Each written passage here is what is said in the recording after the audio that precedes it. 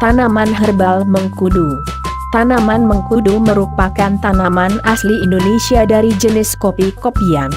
Mengkudu bisa tumbuh di dataran rendah sampai dengan ketinggian 1.500 meter di atas permukaan laut. Batang mengkudu tidak begitu besar tapi tingginya bisa mencapai 3-8 meter.